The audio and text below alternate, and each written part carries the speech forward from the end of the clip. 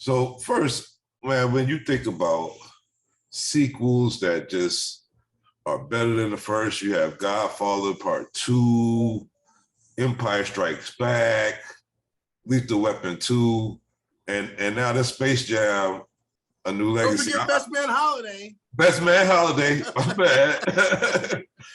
I think this one is like, I mean, I love Space Jam, but this felt so much like a more heartfelt family story with the kids. I mean, I just loved it. I think it was an amazing job. So I got some congratulations first. I appreciate that, man. No, that's great to hear. I'm glad you enjoyed it. How much did technology have to do with a lot? I mean, because now in Space Jam 1, you know, Jordan is live action the whole time, and this time you have an animated LeBron, an animated and a live action lead. Like, how was that the decision the whole time, or how much did advancement of technology play into how that played out? I think it's a combination. You know, we wanted to tell a different story. You know, we wanted to be, you know, our own movie, our own identity. You know, I think the decision to do an animated LeBron like just gave us some flexibility because, you know, LeBron got a day job, you know what I mean? But at the same time, it's like a great creative space to be in when you have a 2D animated LeBron James. And so, like, you know, freaking out when he turned out he's a cartoon. So like that was a great moment, and to see him like interact in Toon World as a cartoon, you can fully take advantage of the squash and the stretch and the expressions and whatnot, you know, of an animated, you know, LeBron James. Then you get the bonus of having him live action as well.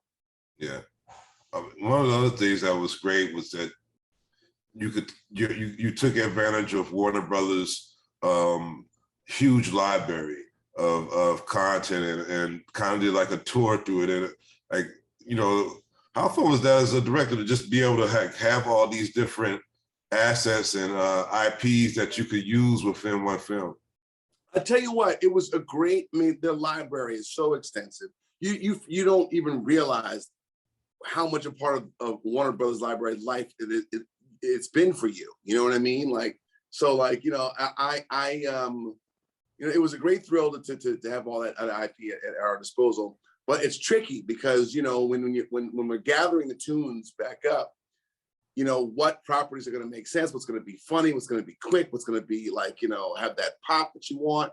And, you know, it was a tricky sequence to come in. We had a lot of different iterations of it, you know, before it was all said and done. But we landed on something I thought was all great, you know, with the Matrix, Mad Max, you know, DC World, Wonder Woman, Austin Powers, Rick and Morty, you know, just like a really good, you know, smorgasbord of a mix. And it's only just scratching the surface.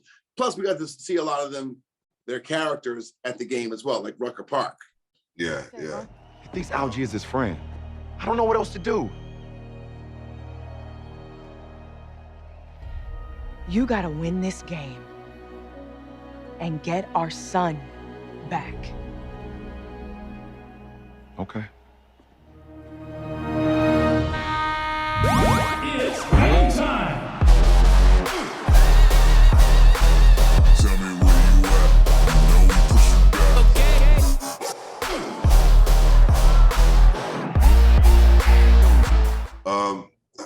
Give me rate LeBron as an actor. Like, I know we've seen him, you know, appear in a couple of movies, but I mean, he's a leading man here, and I mean, give me like how did he do? I will tell you what. Like as a skill set, you know, like just purely like I say like a 7.5, 8, something like that. Because it's like that's not his day job, right? It's not something he didn't train to be an actor, but he's been so gifted, and that people will want to hear from him for years. He was 18, he's had a camera and a microphone in his face. You know what I mean? So it's just like, you know, he was already had the kind of the training ground, and he's already like an open vessel in terms of a person, you know, and he's a great humanitarian. He loves to have fun. He's funny. He's in touch with his emotions. And so like as a director, that's what you want your actor to be, you know, to be an open vessel and to trust you. That's the main thing. And he has abundance of trust with me.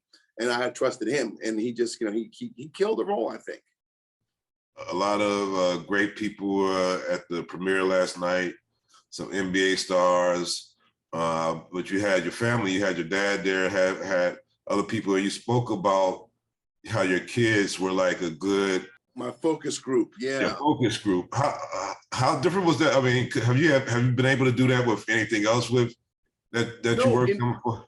In fact, you know, this was the first premiere that my kids had already been to. You know, they're you know, of the age right now, and finally, you know, I've got a movie that they can all watch together appropriately. You know what I mean? So it was great to share it with them. I mean, of course, in the beginning, my two oldest were like, yeah, I don't know. Like when I was showing them early cuts, because it's really, really super rough when you're first looking at it. My 12-year-old was like, the animation needs to be better, Dad. I'm like, yes, it will be better, Lucas. Don't worry, it's gonna be better. So, and I've shown them some other movies before, but you know, they're not too impressed with what Dad does. But Lucas, my little one, is like, okay, I'm focusing. When he saw, especially when his friends saw, they were like, oh my gosh, this is amazing. You know, so it's really cool to have him you know, engaged that way. Yeah. How are you getting better as a filmmaker? Right now, you have, I mean, a number of films. I mean, I go way back to Undercover Brother with you and Michael Jenkinson and Damon Lee. All you got that far, but do you feel like you are like, after all these films, that you're in your prime as a filmmaker now? I think that I am, Jamal. I mean, I tell you what, like I came into this movie very late. And if this had been like my second or third movie, even if I'd had the proper prep time, I wouldn't have been able to do this. You know, it took me 20 years and 10 movies to prepare myself for this moment of making this movie. You know, a two-year process, which I never had done and I never thought I would do. But it was the movie I needed to make. It was the movie that I was supposed to make.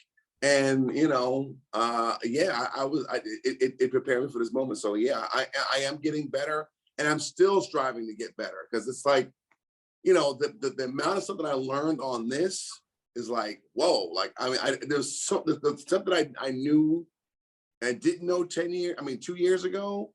And what I know now, like, it's definitely gonna prepare me better in the future. Animation, I mean, how was that for you? That's a different world than you played with before. Like do you think you might have some more animated movies coming out? I mean, there needs to be a Space Jam 3 now that this one was so good, but oh wow. Well, we'll see. Your mouth to God's ears. I mean, look, I love the animation process. I love, you know, the techniques, you know, and I have great appreciation for, you know, the process, you know. I've been interested in animation, but like not like engaging with it. And then when I was approached to do this, I was like, guys, I've never done anything like this before. I've never done VFX, but they were like, you got people that are going to help you. And that was the case. So yeah, I definitely see myself, you know, engaging on a animated movie, visual effects movie for sure. Cause I just, the veil has been lifted, and I'm like, oh, these are good storytelling tools. Yeah, Zendaya and Don Cheadle. I mean, like, and the young cast. I think Sonora. I forget the young actors. Sonequa is the mom. Yeah. And I mean, like, you this new crop of actors seems like they're really putting their stamp on the industry in this new world of streaming and everything else. Yeah. How far do you think we're gonna see Zendaya go? I know like Malcolm and Marie was lightly considered this year, but do you think that, you know, Zendaya is like gonna be like one of our biggest actors ever going forward? She already is. Yeah. She already is, right? Like, she's an amazing talent. She's not only like, you know, a force in front of the camera, but behind the camera as well. You know, she's a great producer. You know, she's a great humanitarian, great philanthropist, you know, activist. And so I think she's going to be a voice for many years to come.